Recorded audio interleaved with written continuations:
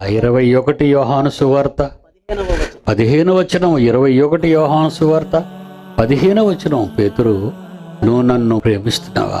అందుకు పేతురు అంటున్నాడు, అవును ప్రభువా, నేను నిన్ను ప్రేమిస్తున్నాను, నీవు ఎరుగుదువు అనగానే యేసుక్రీస్తు అంటున్నాడు, నువ్వు నిజంగా నన్ను ప్రేమిస్తే నీ తరంలో పుట్టుకొచ్చిన అమాయకులైన ప్రజలందరూ ఉన్నారు, వాళ్ళంతా అమాయక గొర్రెలు.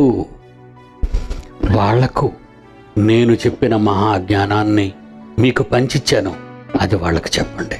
అదండి నా గొర్రెల మేపము. దేంతోని? గడ్డితోని, పిండితోని కాదండి, దేవుని వాక్యమును జీవాహారముతో గొర్రెలను మేపాలి. పేతురు, నువ్వు నన్ను నిజంగా ప్రేమిస్తే నువ్వు నన్ను ప్రేమిస్తున్నానని చెప్పావు. గొర్రెలను మేపు. పేదల పోషణ వరకు నువ్వు సంపాదించింది ఇవ్వటం కాదు ప్రేమ.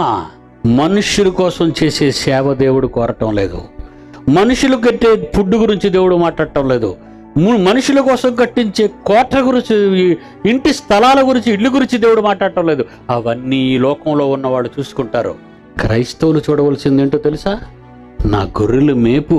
నిజంగా నువ్వు నన్ను ప్రేమిస్తే అమాయక పిల్లలందరూ, ఆ కాపరులు, పెద్దలు, సంఘ సభ్యులు, దైవ జనులు, వాళ్ళందరినీ ఈ మహాజీవవాక్యంతో, వాళ్ళ తండ్రి ఎంత గొప్పవాడో, ఆ తండ్రి ఎన్ని కరకార్యాలు చేశాడో, ఆ తండ్రి ఎన్ని ఆశలు పెట్టుకున్నాడో, అసలు వాళ్ళ ప్రారంభం ఏంటో చెప్పు కొడుకా వెళ్ళి.